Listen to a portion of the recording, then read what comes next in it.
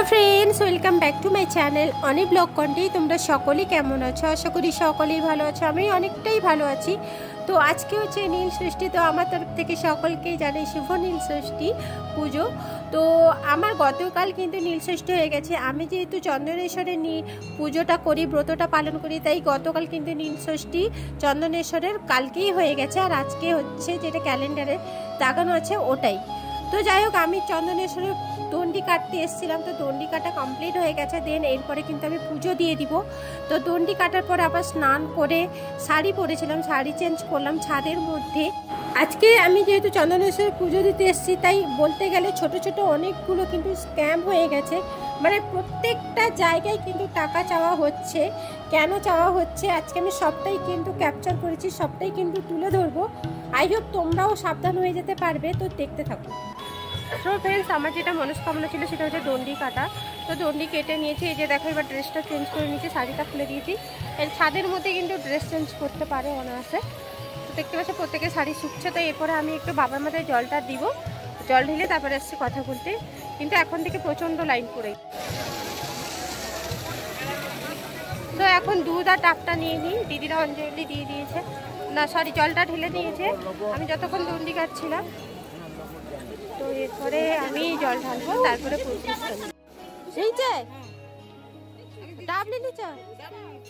So এখান থেকে যে ডাবটা নিলাম, একটা ডাবের দাম কিন্তু নিচ্ছে 50 টাকা করে গাইস, মানে ভাবতেই পারছো।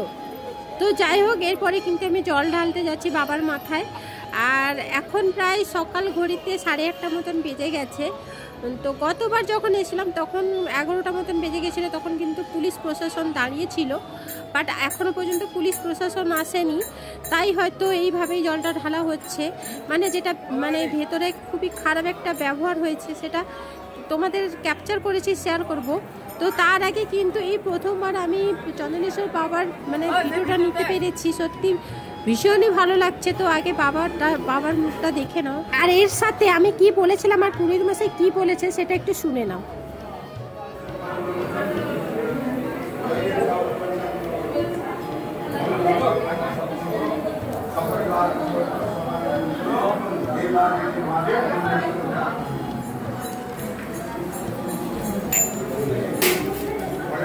সো এখানে পুরোহিত মশাই কেন মেজাজ দেখাচ্ছেন সবটাই তোমাদের শোনাবো, তার আগে বাবাকে দর্শন করে নাও একবার।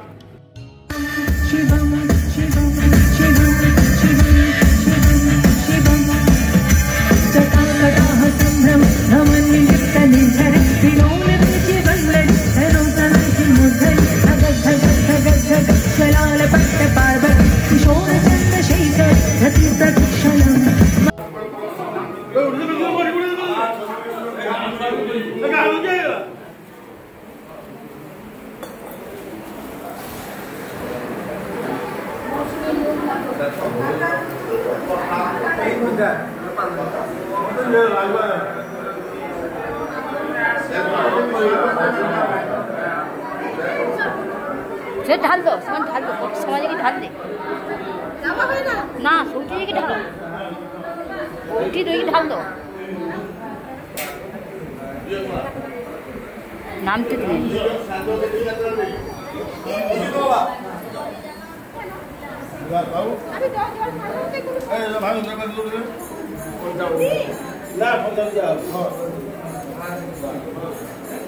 বাবুকে মনে করতাম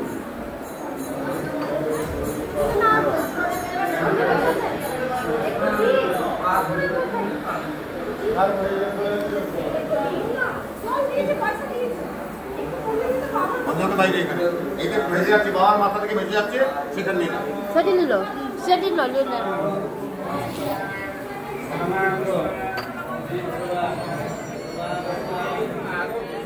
সো ফ্রেন্ডস, তোমরা তো এতক্ষণ কথাগুলো শুনলে, কতটা বুঝতে পারলে বা শুনতে পেলে জানি না, তাও আমি তোমাদের ভয়েস ওভার দিচ্ছি। তো এই ভেতরে যখন গতবার এসেছিলাম দেখছিলাম সিস্টেমটা খুব সুন্দর, সেখানে পুলিশরা ছিলেন দাঁড়িয়ে, একটা সিস্টেমের মধ্যে লাইন দিয়ে আমরা জল ঢালছিলাম। তখন ঘড়িতে সময় ছিল 11টা 11:30 নাগাদ। আজকে তো সকাল 8:30 নাগাদ, এতটাও লোক নেই। বাট এই মুহূর্তে পুলিশরা ছিলেন না বলে হয়তো এই কাজটা করতে পারলেন। আমার ভীষণই খারাপ লাগছে, কারণ হচ্ছে এখানে জল ঢালার মুহূর্তে প্রত্যেকের কাছ থেকে 100 টাকা করে নিচ্ছে। হ্যাঁ ফ্রেন্ডস, প্রত্যেকের কাছ থেকে কিন্তু 100 টাকা করে নিচ্ছে। এবার আমরা জল ঢালবো, সেখানে কিন্তু আমাদের মতন 5 টাকা 10 টাকা দিলে হচ্ছে না। কিন্তু গতবার তুমি 5 টাকা দাও 2 টাকা দাও না দাও কোনো চাহিদাই ছিল না, যেহেতু পুলিশরা ছিল। বাট এখন যেহেতু পুলিশরা নেই তাই প্রত্যেকের কাছ থেকে 100 টাকা আছে। আমরা তো মধ্যবিত্ত, যারা একদম নিম্নবিত্ত গরিব, তারা টাকাটা কোথায় পাবে 100 টাকা করে? তো যাই হোক, এখানে কিন্তু প্রত্যেকের কাছ থেকে 100 টাকা নিয়েছে। আমার দিদিরা তো আগে অঞ্জলি দিয়েছে, তারও 100 টাকা দিয়েছে, আমার কাছ থেকেও নিল। প্লাস আমি যখন পঞ্চমৃত চাইলাম, পঞ্চমৃত দিল না, বলছে বাইরের যে লেদনানা বেরিয়ে গেছে, মানে পঞ্চমৃত বেরিয়ে যাচ্ছে লেদনানা থেকে, ওইখান থেকে পঞ্চমৃতটা তুলে নিতে বলল। মানে নেওয়া তো খুবই সহজ নয়, ধেপে শুয়ে পড়ে সেখান থেকে পঞ্চমৃত নিতে হবে। কিন্তু গতবার যখন এসলাম, পুরোহিত মশাইরা ওই পঞ্চমৃত শিবলিঙ্গর কাছ থেকে দিচ্ছিল, তার সাথে ফলও তুলে দিচ্ছিল। বাট এবারই একজন পুরোহিত বলছে ওনাকে বলুন, আবার একজনকে বলতে আরেকজনকে বলছে, আরেকজন ডাইরেক্ট বলছে যে বাইরে থেকে নিয়ে নাও। তার আগে ভুলবশত একজন পুরোহিত মশাই একজনকে পঞ্চমৃত দিয়েছিল, ওই জন্য প্রত্যেকটা পুরোহিত ওই পুরোহিত মশাইয়ের উপর চড়াও হলেন। বাট আমি বারংবার বলছি যে আমি টাকা দিয়েছি, আমাকে পঞ্চমৃত দিল না, বাইরে থেকে নিতে বললো। সত্যি ভীষণই একটা খারাপ লাগলো, এটা একটা খারাপ অভিজ্ঞতার মধ্য দিয়ে গেলাম। তো এরপরে অঞ্জলি দিব, অঞ্জলি দেওয়ার সময় একটা ঘটনা ঘটলো, সেটাও শেয়ার করছি।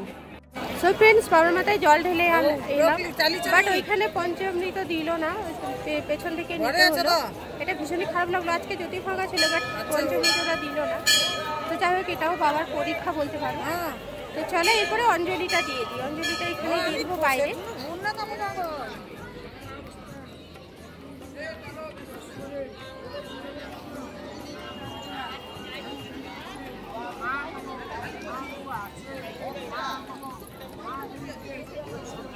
কোনটা দিব?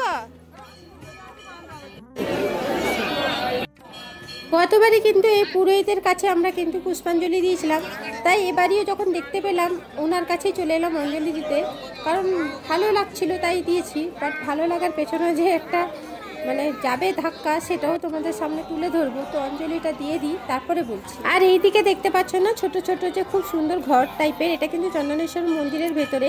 এখানেও অঞ্জলি দেওয়ার সিস্টেম আছে, তোমরা বাইরে দিতে পারো, ভেতরেও দিতে পারো। বাট আমাদের প্রচণ্ড গরম লাগছিল বলে আমরা বাইরে দিয়ে দিলাম। আর এদিকে হয়েছে কি, আমরা অঞ্জলি দিয়েছিলাম, এবার বৌদির হাতে 25 টাকা আর দিদির হাতে 25 টাকা, আমার হাতে ছিল 50 টাকা, টোটাল হচ্ছে 100 টাকা। তো আমার হাতে টাকাটা দেখতে পাইনি, পুরোহিত মশাই বলছে 25 টাকা করে হবে না, তোমরা 3 জন মিলে কিন্তু 100 টাকা দাও। সত্যি কথা বলতে আমরা কিন্তু 100 টাকাই দিব, একদম রেডি করে নিয়েছিলাম, যেহেতু রোদের মধ্যে অঞ্জলি দিচ্ছে দেখে খারাপ লাগছিল তাই।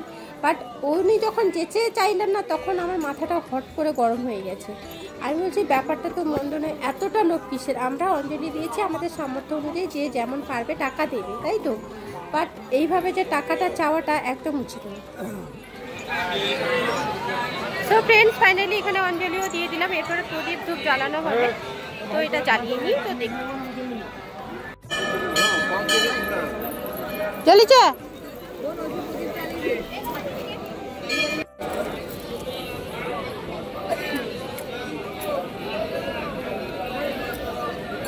এবারে একটু লক্ষ্য করবে, পাশে একটা পুরোহিত মশাই এসে হাজির হয়ে যাবে। এই যে দেখতে পেলে, এটা যে ভক্তারে উঠে না,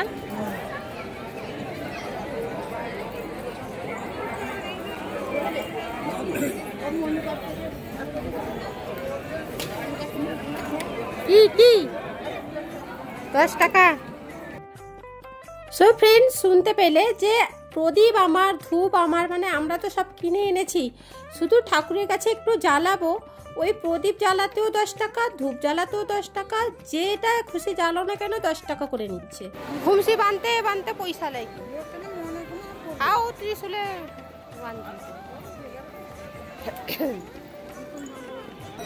ছোট করে আনলো কেনে। হ্যাঁ।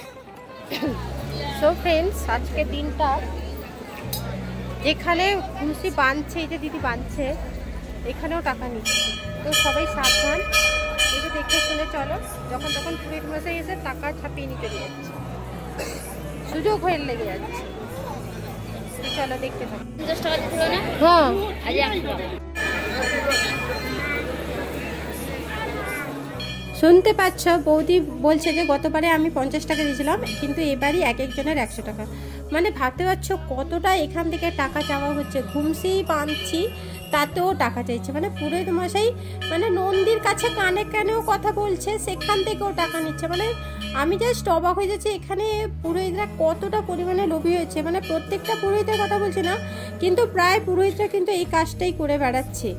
তো যাই হোক, এরপরে আমি চলে এসেছি দুর্গা মায়ের মন্দিরে। এটা হচ্ছে দুর্গা মন্দির, আর এটা তো শিব বাবার মন্দির। এরপরে আছে জগন্নাথ মন্দির, রাধাকৃষ্ণের মন্দির, অনেকগুলো মন্দির আছে। এখানে দেখো ফ্রেন্ডস, পুরোহিত মশাই কিন্তু দাঁড়িয়ে আছে। এখানে যদি পুরোহিত নন্দীর কানে কানে কিছু বলো, ফুল দাও, ধূপ ঘোরা বা দুধ ঢালো, এখান থেকেও টাকা নিচ্ছে। তাই বলো পেছন থেকে প্রণাম করো, সব পিছন পাশা প্রণাম করিয়ে পালিয়ে আসতে হবে। কান পাতি ঝাড় দিবে বুড়ি যা কইছো। এবার ভাবো বন্ধুরা, মানে আমি বলছি যেটা, মানে গরিবরা তো একদম মারা পড়ে যাবে, টাকা কোথায় পাবে? অন্য সময় এলে হয়তো এত টাকা নিতে নাও পারে, যেহেতু এই সময়টা ভিড়ভাড়টা হচ্ছে, এই সময় হয়তো সুযোগ লেগে গেছে তাই টাকাগুলো নিচ্ছে। আমার বলা যদিও উচিত নয়, বাট আমি বাধ্য হয়ে বলছি, কারণ আমাদের মধ্যে সাধারণ মানুষের এত টাকা কোথায় পাবো? আমরা জানি মন্দিরে এলে কোনো টাকা পয়সা লাগে না, বাট এখানে দেখছি প্রত্যেকটা জায়গায় পদে পদে কিন্তু টাকা চেয়ে বসে আছে, নাহলে কিছুই করতে পারবো না। সত্যি এটা ভীষণই একটা মানে খারাপ ব্যাপার। তাই এই ভিডিওটা বানাতে আমি বাধ্য হলাম। বাট যখনই পুলিশরা থাকছেন তখন কিন্তু সিস্টেমের মধ্যে থাকছে, আমরা তখন মনের মতন পুজো দিতে পারছি, কোনো টাকা পয়সা লাগছে না। এটা কিন্তু মার্ক করলাম, তাই আর কি শেয়ার করলাম। কাদের সাথে এরকম এরকম হয়েছে অবশ্যই জানিও। তো এরপরে চলে এলাম জগন্নাথ বলরাম সুভদ্রার মন্দিরে, খুবই সুন্দর লাগছে। তো এখানে প্রত্যেকটা মন্দির এবার ঘুরিয়ে দেখিয়ে দিব। তো চলো ঘুরিয়ে দেখিয়ে দিই, তোমরা সঙ্গে থেকো এবং দেখতে থেকো। আমাদের মোটামুটিভাবে পুজো কমপ্লিট হয়ে গেছে, তাই এবার আমি মানে সুযোগটা পেয়েছি, তাই তোমাদের সবাইকে মন্দিরগুলো দর্শন করিয়ে দিচ্ছি। তো চলো দেখতে থাকো। সো এটা হচ্ছে জগন্নাথ মন্দির, জগন্নাথ দেবের মন্দির, এটা তো শিব বাবা, এটা জগন্নাথ। তো এরপরে আমি চলে এলাম পাশের মন্দিরে, মায়ের মন্দিরে। তো মাকেও দর্শন করে নাও, তো খুব সুন্দর কিন্তু লাগছে, তো দেখে নাও আগে।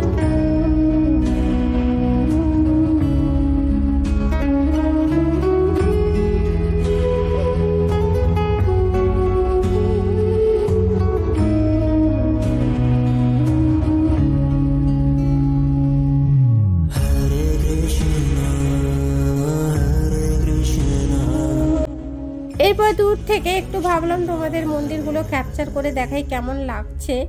আর এরপরে যত বেলা বাড়ছে তত কিন্তু অনেক মানুষের ভিড় হচ্ছে। এরপর থেকে তো আজ থেকে তো অনেকে ভক্তা নিয়ে নিচ্ছে।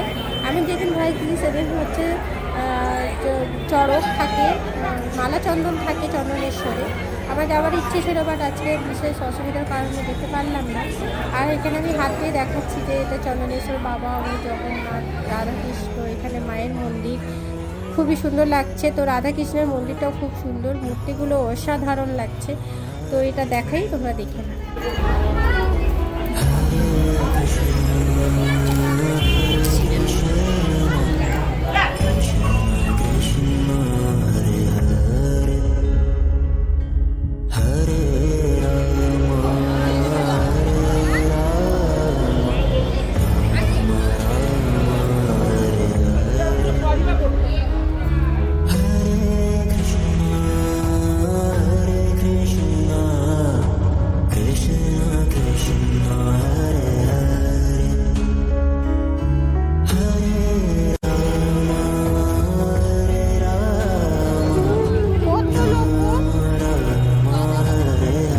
সো ফ্রেন্ডস, মন্দিরের দুই দিকে এতজন পয়সা চাওয়ার জন্য বসে আছে, আমার পক্ষে এতটাও সামর্থ্য নয়। কারণ এখানে দেখতে পাচ্ছ প্রায় জন কিন্তু সুস্থ সবল, ওনারা যদি টাকা চায় আমার পক্ষে সম্ভব নয়। তো যাদের টাকা দেওয়ার দরকার, তাই আমি ওনাদের বেছে বেছেই কিন্তু টাকাগুলো দিচ্ছি দেখতে পেলে। তো আমি যারা একদম হাঁটাচলা করতে পারছে না, বয়স হয়ে গেছে, ওনাদের বেছে বেছে কিন্তু আমি টাকা দিয়েছি। আমি প্রত্যেকে আমার পক্ষে দেওয়া সম্ভব হলো না, তাই আমি সরি চেয়ে নিচ্ছি। তো এরা পারবে, কাজ করে খেতে পারবে। তো যাই হোক, এরপরে দেখো আমার পুজো দেওয়া কমপ্লিট, সব কিছু কমপ্লিট করে বাইরে বেরিয়ে এসেছি। তো এরপরে কিন্তু আমরা চলে গেছিলাম বাবা ভূষণ্ডেশ্বর শিব বাবার কাছে। ভূষণ্ডেশ্বর শিবলিঙ্গ মানে এশিয়ার মধ্যে বৃহত্তম শিবলিঙ্গর কাছে দর্শন করতে গেছিলাম। তো তার ভিডিও কিন্তু আমি অলরেডি দিয়ে দিয়েছি, তো যারা যারা দেখোনি তারা দেখে নিতে পারো। আর আজকের ভিডিওটা তোমাদের কেমন লাগলো অবশ্যই কমেন্ট করে জানিও, ভালো লাগলে লাইক শেয়ার করে দিও, চ্যানেলে নতুন হলে প্লিজ সাবস্ক্রাইব করে পাশে থেকো। আবারও বলছি প্রত্যেকে কমেন্ট করে যেও। হর হর মহাদেব।